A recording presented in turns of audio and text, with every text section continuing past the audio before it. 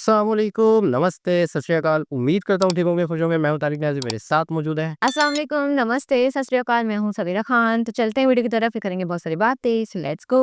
Okay, तो start करते हैं वीडियो को। वीडियो का टाइटल है why is Pune planning to build Maharashtra large. देश के सबसे तेजी से ग्रो करने वाले शहरों में से एक पुणे आज लाखों लोगों को आकर्षित कर रहा है अपनी बूमिंग आईटी इंडस्ट्री से। इधर का एयरपोर्ट आज देश के 9th बिगेस्ट एयरपोर्ट में से एक है, जो डोमेस्टिक और इंटरनेशनल दोनों तरह की फ्लाइट्स को हैंडल करता है। 95 लाख पैसेंजर्स इसका इस्तेमाल करते हैं साल में, लेकिन बढ़ती डिमांड के साथ एक ब्रांड न्यू एयरपोर्ट का भी प्लान किया जा रहा है इधर, जो 6 करोड़ लोगों को हैंडल कर पाएगा। पुणे मेट्रोपॉलिटन रीजन की पॉपुलेशन 75 लाख क्रॉस कर चुकी है, जो ऑलमोस्ट दुगनी है 10 साल पहले से। ये स्पीड आगे भी देखने को मिलेगी, जिसकी वजह से शहर में हर किस्म के ट्रांसपोर्टेशन प्रोजेक्ट्स बनाए जा रहे हैं, जैसे मेट्रो, हाईवेज और ये नया airport. Present airport Indian air force का हब है, जहां कमर्शियल फ्लाइट्स भी चलती हैं एक रनवे से। लेकिन जो नया एयरपोर्ट होगा उसमें 2 रनवेज होंगे, जो एयरक्राफ्ट मूवमेंट भी दुगनी कर देंगे यहाँ से। इस वीडियो में मैप्स की मदद से पुणे के एयरपोर्ट्स के बारे में और डिटेल में जानेंगे। 1939 में एक एयरफील्ड के रूप में पुणे एयरपोर्ट की शुरुआत हुई रॉयल एयरफोर्स के अंडर। उस समय वर्ल्ड वॉर 2 चल रहा था, तो ब्रिटिश मिलिट्री को देश भर में एयरफील्ड की जरूरत पड़ने लगी। जो ऑपरेशनल एयरफील्ड थी, जैसे दिल्ली, बॉम्बे और हैदराबाद में, तो उनको तो उन्होंने पूरी तरह से टेक ओवर कर लिया था, लेकिन पुणे जैसे शहरों में नए सिरे से एयरफील्ड बनाने का काम किया। इसका पर्पस था एलाइड फोर्सेस को सपोर्ट करना, लॉजिस्टिक सपोर्ट, ट्रेनिंग और एयरक्राफ्ट मेंटेनेंस के रूप में। इसकी लोकेशन भी स्ट्रेटेजिक थी, दूसरी ब्रिटिश मिलिट्री इंस्टॉलेशन के पास होने से, खासकर मुंबई के, जहां वो जरूरत पड़ने पर एयर सिक्योरिटी भी दे सके। यहाँ पर Havilland Mosquito multi role aircraft, Vickers Wellington bombers और Supermarine Spitfire fighter aircraft का एक स्क्वाड्रन स्टेशन रहता था। वॉर खत्म हुआ, इंडिया को इंडिपेंडेंस मिली, तो ये इंडियन एयरफोर्स का बेस बन गया, एयरफोर्स स्टेशन लोहेगांव नाम से। इसमें सेकंड विंग इंडियन एयरफोर्स की सबसे पुरानी विंग्स में से एक स्टेशन रहने लगी। सुखोई 30 MKI फाइटर जेट्स भी हैं इधर, जो देश के एयर डिफेंस का एक महत्वपूर्ण हिस्सा बनाते हैं। 30 साल के लिए यहाँ सिर्फ एयरफोर्स के प्लेन्स उड़ते थे। पैसेंजर्स को पहले दूर तक जाना पड़ता था फ्लाइट लेने के लिए, जैसे मुंबई वगैरह। 1978 के बाद से धीरे धीरे यहाँ पर कमर्शियल फ्लाइट्स चलनी शुरू हुई इंडियन एयरफोर्स की परमिशन से। गवर्नमेंट ने इधर एयर कनेक्टिविटी की बढ़ती जरूरत को देखते हुए ये निर्णय लिया, क्योंकि पुणे एक इंडस्ट्रियल और एजुकेशनल हब के रूप में उभर रहा था। इस एयरपोर्ट का छोटा सा एरिया सिविलियन फ्लाइट्स के लिए दिया, जिससे ये एक जॉइंट यूज फैसिलिटी बन गई, जहां दोनों सिविलियन और मिलिट्री ऑपरेशन साथ में होते हैं। एयरपोर्ट अथॉरिटी ऑफ इंडिया ने सिविल ऑपरेशंस को हैंडल करना शुरू किया यहाँ से। पहली फ्लाइट सारी डोमेस्टिक थी, इंडियन एयरलाइंस की, मुंबई, दिल्ली और हैदराबाद। इनमें बिजनेस ट्रैवलर्स, गवर्नमेंट ऑफिशियल्स और कुछ देश भर से आ रहे स्टूडेंट्स ट्रैवल करने लगे। एक ही रनवे है 1028, पहले 2 होते थे क्रॉस शेप में, लेकिन दूसरे को टैक्सी वे बना दिया था एयरफोर्स ने। इसी एक रनवे को थोड़ा अडेप्ट किया ताकि ये फाइटर जेट्स के साथ साथ सिविलियन फ्लाइट्स को भी हैंडल कर पाए। एक नया सिविलियन टर्मिनल भी बनाया गया साउथ वेस्टर्न साइड पर, मगर जल्द ही कम स्पेस और रिसोर्सेज शेयर करने से कुछ दिक्कतें आने लगी और ज्यादा डिलेज भी देखे जाने लगे। 1980s और 90s में डिमांड बढ़ती चली गई फ्लाइट्स की, शहर में इंडस्ट्रियल ग्रोथ की वजह से। ये ज्यादातर मैन्युफैक्चरिंग और ऑटो इंडस्ट्री की बदौलत हुआ, जैसे टाटा मोटर्स और महिंद्रा ने अपनी फैक्ट्री सेटअप की। फिर यही डिमांड में और तेजी आई अर्ली 2000s में, यहाँ आईटी हब के इमरजेंस से बिजनेस और टूरिज्म ट्रैवल बढ़ा। इसको देखते हुए अथॉरिटीज को सिविलियन इंफ्रास्ट्रक्चर इंप्रूव और एक्सपैंड करना पड़ा। 2004-05 में 165 पैसेंजर्स पर डे, यानी लगभग 60,000 पैसेंजर्स पर ईयर इसका इस्तेमाल करते थे। तभी इंटरनेशनल फ्लाइट भी शुरू हो गई दुबई और सिंगापुर से। दिसंबर 2005 में एयर इंडिया ने दुबई का रूट शुरू किया और इंडियन एयरलाइंस ने सिंगापुर का। अगले साल तक पैसेंजर ट्रैफिक बढ़कर 90,000 पहुंच गया। इस बढ़ती डिमांड से एयरपोर्ट की लिमिटेशन सामने आने लगी, जैसे अपने शॉर्ट रनवे से ये ज्यादा बड़े प्लेन्स को हैंडल नहीं कर पाता था और टर्मिनल भी छोटा पड़ रहा था। इसलिए नई मॉडर्न टर्मिनल बिल्डिंग बनाई गई 100 करोड़ रुपए में, जो पहले से बड़ी थी, सालाना 40 लाख पैसेंजर्स की कैपेसिटी के साथ। 12,000 स्क्वायर मीटर में फैला था ये नया टर्मिनल। नए फीचर्स जैसे बैगेज हैंडलिंग सिस्टम, ज्यादा चेक इन काउंटर्स और बड़े वेटिंग एरिया और लाउंजेस भी मौजूद थे। इसी प्रोजेक्ट के अंदर रनवे को अपग्रेड किया गया बेहतर लाइटिंग और नेविगेशन सिस्टम्स को लगाकर, ताकि प्लेन्स 24 घंटे लगातार इस्तेमाल कर सकें इसका, जो पहले इतना पॉसिबल नहीं था, मगर इसको और लंबा नहीं किया। एप्रन भी चौड़ा किया ज्यादा एयरक्राफ्ट पार्किंग के लिए, जहां 8 एयरबस A320s या बोइंग 737 आ सके। उसी साल लुफ्थांसा की पहली फ्लाइट फ्रैंकफर्ट से आई पुणे में, जिससे जिससे ये पहली बार यूरोप से लिंक हो गया। प्राइवेट एयर ने ये रूट ऑपरेट किया एयरबस A319 का इस्तेमाल करके, जिसमें सिर्फ बिजनेस क्लास सीट्स थी कंपनीज के टॉप एग्जीक्यूटिव्स के लिए। इधर छोटे रनवे की वजह से लुफ्तांसा अपने बड़े प्लेन्स नहीं ला पा रही थी जिनमें इकोनॉमी क्लास भी हो। उनको सीटिंग कैपेसिटी भी कम करनी पड़ी ताकि लॉन्ग हॉल फ्लाइट्स के लिए वो ज्यादा फ्यूल डाल सके उसमें। Indian airlines, jet Airways, SpiceJet और इंडिगो ने सारी मेजर इंडियन सिटीज के साथ फ्लाइट चलानी शुरू कर दी। पहले तो मुंबई के पास होने से इधर ट्रैफिक कम रह रहा था, लेकिन धीरे धीरे वो बढ़ गया तगड़ी डिमांड के चलते। एयर इंडिया एक्सप्रेस और स्पाइसजेट ने गल्फ कंट्रीज तक का भी रूट बना दिया। इन सब रीजन से पैसेंजर ट्रैफिक 2006 में 15 लाख पैसेंजर से बढ़कर 2011 में 30 लाख पैसेंजर्स तक पहुंच गया, यानी 5 साल में डबल। अथॉरिटीज को पता चल गया कि ये अपनी 40 लाख की कैपेसिटी से ऊपर चला जाएगा अगर जल्दी कुछ नहीं किया तो, इसलिए उन्होंने दूसरा टर्मिनल T2 बनाने का निर्णय लिया। लेकिन इसको फाइनलाइज करते करते ही 2018 आ गया, जब तक 80 लाख लोग ऑलरेडी इससे गुजरने लगे थे, कैपेसिटी से दुगने। 500 करोड़ रुपए में इसे कंस्ट्रक्ट किया जाना था, जिसमें AAI ने 40 करोड़ रुपए लगाए। 2018 में बनना शुरू हुआ और 2024 में खुला कोविड के आए डिलेज के बाद। 52,000 स्क्वायर मीटर में फैला हुआ है T2, जो सालाना 90 लाख पैसेंजर्स को हैंडल कर सकता है और पुराने वाले से जुड़ा भी हुआ है। अभी T1 की रेनोवेशंस के लिए उसे बंद किया गया और इसके सारे ऑपरेशंस T2 में शिफ्ट कर दिए गए। तो इसका मतलब अब T2 ऑलरेडी अपनी कैपेसिटी से ऊपर 95 लाख यात्रियों को सर्व कर रहा है और खुले हुए अभी से 1 साल भी नहीं हुआ। मॉडर्न स्वैंकी डिजाइन है इसका, एनर्जी एफिशिएंट सिस्टम्स के साथ पैसेंजर कन्वीनियंस को ध्यान में रखते हुए। 10 एरो ब्रिजेस, 50 से ज्यादा counters, baggage belt, stores, lounges सब मौजूद हैं यहाँ। कुछ समय से इंटरनेशनल डेस्टिनेशन बढ़ाने की बात चल रही थी साउथ ईस्ट एशिया और यूरोप के लिए, जिसे अब कर पाएंगी एयरलाइंस इस नए टर्मिनल से। साथ ही एक कार्गो टर्मिनल बनाने का भी प्लान है, क्योंकि यहाँ से एक्सपोर्ट भी देखने को मिलता है, लेकिन कोई डेडिकेटेड कार्गो टर्मिनल नहीं है यहाँ आज तक। रनवे की बात करें तो अभी भी वही एक है 2.5 किलोमीटर लंबा, जिसे एक्सटेंड करने की बात भी की थी इस प्रोजेक्ट में, लेकिन लैंड एक्विजिशन में चैलेंज की वजह से वो हो नहीं पाया।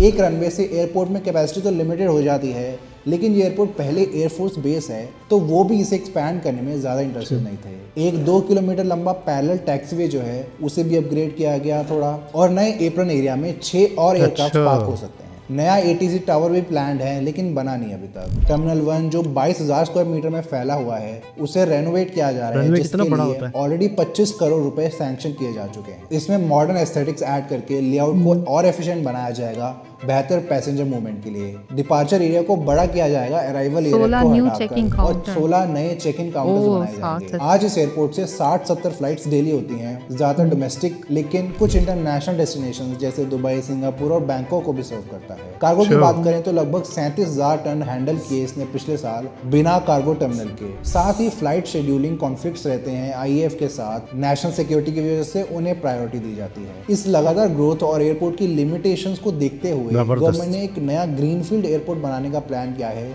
पुरांडूर में, पुणे से लगभग 40 किलोमीटर साउथ में। इसके बारे में आगे बात करेंगे हम। पुणे में एक और एविएशन फैसिलिटी है हड़पसार ग्लाइडिंग सेंटर नाम से, जो 1951 में खुली थी। ये एक ग्लाइडर ड्रोम है जहां ग्लाइडर पायलट लाइसेंसेस के लिए लोगों को ट्रेनिंग मिलती है। DGCA की ओनरशिप में आता है और ऐसी इकलौती फैसिलिटी है देश में। 0.9 स्क्वायर किलोमीटर में फैला हुआ है, 1 किलोमीटर लंबे अनपेव्ड एयरस्ट्रिप के साथ। लगभग 3000 ग्लाइडर फ्लाइट्स देखी जाती हैं यहाँ से साल में, जिन्हें एंथुसियास्ट और हॉबीज फ्लाई करते हैं। कोई कमर्शियल फ्लाइट्स नहीं उड़ती। LET L23 सुपर ब्लैनिक ग्लाइडर्स की एक फ्लीट ऑपरेट करती है और फ्लाइंग सीजन मेनली अक्टूबर से मई जून तक चलता है और मॉनसून में बिल्कुल बंद। इसका एक फायदा भी है कि यूथ को एविएशन के बारे में अवेयर करना, जो बाद में कमर्शियल एयरलाइंस या एयरफोर्स ज्वाइन करें। जॉय राइड्स, ग्लाइडिंग लेसन्स और एविएशन एक्सपीरियंसेस दिए जाते हैं लोगों को, और कई स्कूल्स और कॉलेजेस के साथ कोलैबोरेट करके बच्चों को एविएशन के बारे में सिखाया भी जाता है। कई प्रोफेशनल पायलट्स ने अपनी जर्नी यहीं से शुरू की थी। पुणे के नए एयरपोर्ट की बात करें तो उसे पुरंदर में बनाने का प्लान सामने रखा गया है छत्रपति संभाजी राजे इंटरनेशनल एयरपोर्ट नाम से। मराठा एम्पायर के किंग संभाजी महाराज के ऊपर रखा गया है नाम, जो पास के पुरंदर फोर्ट में ही पैदा हुए थे। एयरपोर्ट में स्वयं की मॉडर्न आर्किटेक्चर इस्तेमाल होगा, लोकल कल्चर से इंस्पायर्ड महाराष्ट्र के ट्रेडिशनल एलिमेंट्स के साथ फ्यूचरिस्टिक डिजाइन एलिमेंट्स का मिश्रण होगा इसमें। 28 स्क्वायर किलोमीटर एरिया में फैला होगा और पहला फुली कमर्शियल एयरपोर्ट बन जाएगा ये पुणे का। मल्टीपल फेजेस में बनाने का प्लान है, जिसके पहले फेज में 2 करोड़ पैसेंजर्स को साल में हैंडल करने की कैपेसिटी होगी और बाद में बढ़ाकर 6 करोड़ पैसेंजर्स यानी देश के टॉप 5 एयरपोर्ट्स में शामिल हो जाएगा। 15,000 करोड़ रुपए लगेंगे फेज 1 को बनाने में, जिसमें एक इंटीग्रेटेड टर्मिनल बिल्डिंग बनेगी दोनों डोमेस्टिक और इंटरनेशनल पैसेंजर्स के लिए। 4 किलोमीटर के 2 रनवेज होंगे, जिससे ये एक बार में 2 फ्लाइट्स को हैंडल कर पाएगा और दुनिया के सबसे बड़े प्लेन्स को भी, जैसे एयरबस सबसे बड़ा A380 और बोइंग 777 जो पुराने एयरपोर्ट पर लैंड नहीं कर सकते थे। सबसे पास के मेजर एयरपोर्ट मुंबई में भी 2 रनवेज हैं, लेकिन क्योंकि वो इंटरसेक्ट करते हैं एक दूसरे के बीच में, इसलिए एक ही यूज किया जा सकता है एक टाइम पे। तो पुणे का नया एयरपोर्ट उससे भी ज्यादा ट्रैफिक हैंडल कर पाएगा। हालांकि मुंबई का दूसरा एयरपोर्ट नवी मुंबई में बन रहा है 2 पैरेलल रनवेज के साथ, और वो पहले भी खुल जाएगा 2025 में। उसके बारे में और डिटेल में जानने के लिए हमारी वीडियो देखें आई बटन पर क्लिक करके। 50 एयरक्राफ्ट पार्किंग बेस बनेंगे पुणे एयरपोर्ट में, जो बाद में बढ़ाकर 100 भी किए जा सकते हैं। हर टाइप का एयरप्लेन खड़ा हो पाएगा। पहला डेडिकेटेड कार्गो टर्मिनल भी बनेगा इधर, जो पूरे रीजन के कार्गो हब के रूप में उभरेगा। पुरंदर एरिया अपने एग्रीकल्चर प्रोडक्शन के लिए काफी जाना जाता है, खासकर हाई वैल्यू क्रॉप्स जैसे ग्रेप्स और पोमेग्रेनेट्स के लिए। बारामती एक टाउन है पुणे से 100 किलोमीटर साउथ ईस्ट में, जो एक प्रमुख एग्री बिजनेस और इंडस्ट्रियल सेंटर भी है। नए कार्गो और लॉजिस्टिक फैसिलिटीज का फायदा उठा पाएंगे इधर के बिजनेसेस और ऐसे दूसरे टाउन्स के भी। पुणे की इंडस्ट्रीज जैसे ऑटोमोटिव और फार्मास्यूटिकल्स को ग्लोबल मार्केट का बेहतर एक्सेस मिल जाएगा कम लॉजिस्टिकल कॉस्ट से। टालेगांव, चक्कन, रंजनगांव जो पुणे के नॉर्थ में पड़ता है, वहाँ ऑटोमोबाइल मैन्युफैक्चरिंग का एक बड़ा सा क्लस्टर मौजूद है, जिनमें सारी मेजर कंपनीज जैसे Tata, Hyundai, Skoda, Mahindra, Volkswagen, Mercedes सब मौजूद हैं। उनको भी एक बेहतर जरिया मिल जाएगा कंपोनेंट्स इंपोर्ट और व्हीकल्स एक्सपोर्ट करने का। ओवरऑल इस कार्गो हब से काफी उम्मीदें हैं इकोनॉमी ग्रो करने की पूरे रीजन की, साथ ही एम्प्लॉयमेंट बढ़ाने की भी। पुरंदर को चूज करने का रीजन ये भी था कि वहाँ कनेक्टिविटी में सुधार देखने को मिलेगा। मगरपट्टा, हड़पसर, खराड़ी और हिंजवाड़ी कुछ नेबरहुड्स हैं पुणे के, जो IT इंडस्ट्री के कारण काफी तेजी से ग्रो कर रहे हैं। पहले यहाँ फार्मलैंड्स होते थे मोस्टली, अब कुछ साल के अंदर ही कई ऑफिस और रेजिडेंशियल टावर्स अंकुरित होना शुरू हो चुके हैं। नया एयरपोर्ट एक बढ़िया ऑल्टरनेटिव उभर के आएगा इनके लिए भी। साथ ही सतारा, शिरवल और बारामती जैसे टाउन्स का भी ट्रैवल टाइम कम होगा, जिनको पहले लोहेगांव एयरपोर्ट जाने के लिए पूरा पुणे क्रॉस करना पड़ जाता था। महाराष्ट्र गवर्नमेंट की special purpose company Maharashtra airports development company MADC बनाएगी नए एयरपोर्ट को। सिडको का 51% स्टेक होगा इसमें, MADC का 90% और बाकी 30% महाराष्ट्र इंडस्ट्रियल डेवलपमेंट कॉर्पोरेशन और Pune metropolitan region development authority के बीच। एयरपोर्ट को रोड, रेल और मेट्रो नेटवर्क से भी कनेक्ट करने का प्लान है। मेजर हाईवेज NH48 और 65 से जुड़ेगा और एक स्पेशल रिंग रोड भी बनाई जाएगी इसके लिए। ये पुणे रिंग रोड स्टेट के बड़े ट्रांसपोर्टेशन प्लान का भी हिस्सा है,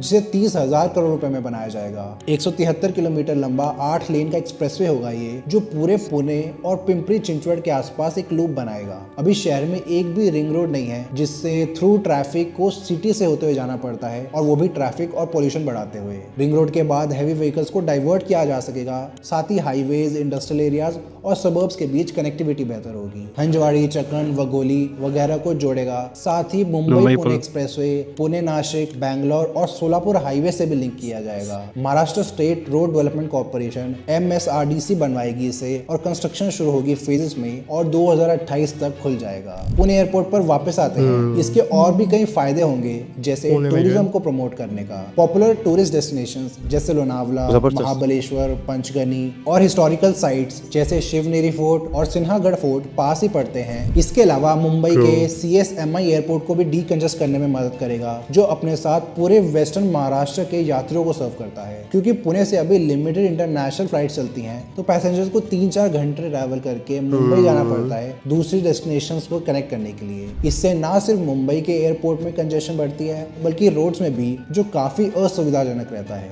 ऑलरेडी मुंबई एयरपोर्ट से 5 करोड़ पैसेंजर्स गुजरते हैं साल में, जो अपनी कैपेसिटी रीच करने वाला है, तो डिलेज और बॉटलनेक्स आम बात है इधर। नए एयरपोर्ट से अब मेजर ग्लोबल हब्स जैसे लंदन, सिंगापुर, न्यूयॉर्क वगैरह भी कनेक्ट कर पाएंगे। साथ ही पुणे में कुछ वर्ल्ड रिनाउंड एजुकेशनल इंस्टीट्यूट्स भी मौजूद हैं, जैसे सावित्रीबाई फुले पुणे यूनिवर्सिटी और सिम्बायोसिस यूनिवर्सिटी। इधर हजारों की संख्या में स्टूडेंट्स आते हैं देश और दुनिया भर से, तो वो भी और एक्सेसिबल बन पाएंगे। नया एयरपोर्ट बनाने का प्लान तो वैसे 20 साल पहले 2002 में शुरू हो गया था जब यूनियन गवर्नमेंट ने पुणे के नॉर्थ में चक्कन के पास एक एयरपोर्ट अप्रूव किया। एयरपोर्ट्स अथॉरिटी ऑफ इंडिया ने पहले सर्विस करवाए पुणे के आसपास, जिसमें चक्कन ही लोकेशन उन्हें बेस्ट लगी। अच्छा। मगर लोकल फार्मर्स के विरोध से इसे चेंज करना पड़ा उन्हें। सेकंड बेस्ट लोकेशन पुरंदर लगी और वो ज्यादा फ्लैट भी थी चक्कन से, तो वहां शिफ्ट कर दिया गया प्रोजेक्ट को। महाराष्ट्र गवर्नमेंट ने 200 करोड़ रुपए का सीड कैपिटल भी अप्रूव कर दिया था। 7 गांव की जमीनें आनी थी इसके 33 स्क्वायर किलोमीटर एरिया में, लेकिन फिर यहाँ के लैंड ओनर्स और फार्मर्स ने भी अपोज किया इस प्रोजेक्ट को, जिसके बाद सरकार को पुरंदर के पास ही दूसरी जगह शिफ्ट करना पड़ा। पहले के प्लान्स के मुताबिक तो इसे 2021 तक बन जाना था, लेकिन इन लैंड इश्यूज की वजह से डिलेज होते चले गए और आज तक कंस्ट्रक्शन भी शुरू नहीं हो पाई है। उम्मीद लगाई जा रही है कि अगले साल तक लैंड एक्वायर हो जाएगा और कंस्ट्रक्शन का काम शुरू भी हो पाएगा। इंडिया पूरा का बनने top के बाद airport। ये देश के टॉप एयरपोर्ट्स में शामिल हो जाएगा 6 करोड़ की कैपेसिटी के साथ। आज सिर्फ एक मुंबई। ही ऐसा एयरपोर्ट है जो इससे ज्यादा दिल्ली का। पैसेंजर्स को हैंडल कर रहा है, और वो है 70.2 दिल्ली का IGI एयरपोर्ट 7.2 करोड़ पैसेंजर्स के साथ। ये दुनिया का दुनिया का 10th सबसे लार्जेस्ट एयरपोर्ट भी बन पाया है 10th अपने नए largest चौथे airport। रनवे के बदौलत। नोएडा। इसके ऊपर और नए बन रहे नोएडा एयरपोर्ट के ऊपर हमारी वीडियो आप देख सकते हैं आई बटन पर क्लिक करके। पुणे के मौजूदा एयरपोर्ट से अगर हम कंपेयर करें नए एयरपोर्ट को, तो ये इससे 6 गुना ज्यादा यात्री संभाल पाएगा। एयरक्राफ्ट मूवमेंट भी 3 गुना ज्यादा हो पाएगी, मौजूदा 20 पर आवर से 60। पार्किंग बेस भी 4 गुना हो जाएंगे, पहले के 12 से 50, जिनमें ज्यादा बड़े एयरक्राफ्ट भी खड़े हो पाएंगे आसानी से। साथ ही डेडिकेटेड कार्गो टर्मिनल भी बनेगा। इसे सस्टेनेबल बनाने के लिए solar panels, rain water harvesting और कंस्ट्रक्शन में ग्रीन टेक्नोलॉजी का भी इस्तेमाल करेंगे, जिसे बैंगलोर केम्पेगौड़ा एयरपोर्ट के नए टर्मिनल T2 में किया गया है। वो भी एक शानदार स्ट्रक्चर बना है, देश के सबसे सुंदर टर्मिनल्स में से एक। अगर आपको हमारी वीडियोस की क्वालिटी पसंद आ रही है तो प्लीज हमारा मेंबर बनना कंसीडर करें। आपके सपोर्ट से हम ऐसी और वीडियोस बेहतर क्वालिटी के साथ भी बनाते रह पाएंगे। या तो आप नीचे ज्वाइन बटन पर क्लिक करके या हमारे बनाए मैप्स खरीद कर हमें सपोर्ट कर सकते हैं। धन्यवाद। जी जनाब, ये था पुणे एयरपोर्ट पुराना वाला और नए वाले का जो प्रपोजल है। अच्छा, पुणे शहर के बारे में थोड़ा सा पता चला मुझे इस एयरपोर्ट के बहाने से कि पुणे शहर ने बड़ी तेज़ी से डेवलप किया। अच्छा, पहले 1945 में दूसरी जंग आज़ादी हुई थी, वर्ल्ड वॉर हुई थी, तो उस दौरान मिलिट्री के लिए एक बेस बना दिया गया था। उसके बाद आहिस्ता आहिस्ता फिर अच्छा, एक चीज़ जब बन जाती है पहले छोटे लेवल पे ही हो, यानी कि कोई एक गांव है, कोई रोड है, कोई घर है, वहाँ से एक रास्ता बन जाता है, मतलब जब आबादी नहीं होती, इन फ्यूचर वही रास्ता बड़ा रोड बनता बिल्कुल ऐसा ही है। वही आपको मतलब वही आपकी एक समझो आपने एक सीढ़ी बनाई है, वही आपका रास्ता बन जाता है, वही आपको मस्जिद तक पहुंचा देता है, वही बिल्डिंग का रास्ता मतलब सीढ़ी बन जाती है पूरी। है। एरिया की बात कर रहा हूँ। वही मैं बता रही हूँ कि अगर एक एरिया में अगर एक रोड या ऐसे वैसे जहाँ आबादी नहीं होती तो एक रास्ता लोग यूज कर रहे हो, तो इन फ्यूचर वही रोड बनता है किसी जमाने में जाके। तो यहाँ पे जैसे एयरबेस के लिए या फिर आर्मी के लिए रोड बना था, एयरपोर्ट बना था, फिर इन फ्यूचर वही एयरपोर्ट पब्लिक के लिए लोकल एयरपोर्ट बना, फिर आहिस्ता आहिस्ता इंटरनेशनल फ्लाइट्स भी हुई। लेकिन पुणे में जो हालात हैं या जिस तरीके से मैन्युफैक्चरिंग है या जिस तरीके से डेवलपमेंट हो रही है, तो यहाँ पर 100% बहुत बड़ा शहर है पुणे की। हमने डॉन वीडियोस भी देखी हैं, शहर देखा है, बहुत डेवलप शहर है। तो यहाँ पर वाकई एक बहुत बड़े एयरपोर्ट की अच्छा, फिर मुंबई बहुत ज़्यादा लोडेड है, मुंबई का बहुत ज़्यादा। अब मिसाल के तौर पे किसी को भी आसपास महाराष्ट्र में कहीं जाना है किसी शहर में, तो वो मुंबई क्यों आए? मुंबई क्यों आए, वो इतना लंबा रूट लेकर क्यों आए? तो जाहिर सी बात है, लेकिन इस तरह के एयरपोर्ट बहुत बड़े बजट पे बनते हैं, और बहुत जरूरी भी है आवाम की टाइम बचाने के लिए और उसको क्या कहते हैं टूरिस्ट को बुलाने के लिए। देखो जाहिर सी बात है, जब आपका कोई पता है हमारे शहर हमारे यहाँ शायद कराची शायद एक इंटरनेशनल एयरपोर्ट है मेरे ख्याल में, या इस्लामाबाद। इसके अलावा शायद हमारे यहाँ पे लाहौर होगा शायद इंटरनेशनल एयरपोर्ट, जहाँ पे जैसे पंजाब में किसी को दुबई जाना है, सऊदी जाना है, कराची आएंगे, ठीक है ना। ज़्यादातर लोग सिंध विंध से कहीं से भी, एक एयरपोर्ट कराची है बस। और किसी ज़माने में शायद हमारा कराची ही दुनिया के एक बड़े एयरपोर्ट्स में शामिल होता था, लेकिन अब दुबई समझो एक दुनिया के बिजी, सिंगापुर, दुबई, और इंडिया पर जो दिल्ली का एयरपोर्ट है वो आ रहा है ना टॉप वर्ल्ड में दिल्ली बहुत 10 में आप। बहुत बिजी, मुंबई और दिल्ली। लेकिन दिल्ली का गुजरात बहुत डेवलप स्टेट है, तो गुजरात का जो एयरपोर्ट है, लेकिन पुणे के लिए मैं समझ रहा हूँ कि शदीद ज़रूरत है एक बहुत बड़े एयरपोर्ट की।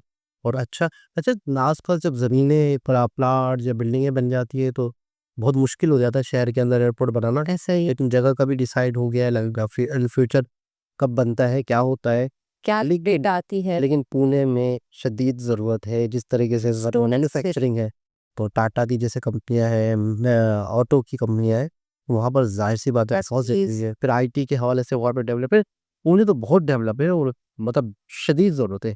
ये एयरपोर्ट पुराने हिसाब से तो इस तरीके से वो नहीं है, लेकिन नए एयरपोर्ट में ज़ाहिर-सी बात है कि अब वो पुराना है तो फिर कंस्ट्रक्शन वगैरह चलती रहती होगी थोड़ी, लेकिन अब वो अभी इस दौर में ये कैसे बहुत आगे चल के एक एयरपोर्ट किसी शहर पे बने, इंटरनेशनल एयरपोर्ट, आने वाले वक़्त में समझो वो शहर बहुत तरक्की करने वाला है, बहुत। ऐसा ये लोग आना-जाना शुरू करेंगे तो वहाँ से अपने किसी बहुत सारी चीज़ें आप टूरिज़्म है। दोबारा किसी और के साथ आपसे मुलाकात होती है, जब तक के लिए ख्याल रखिएगा।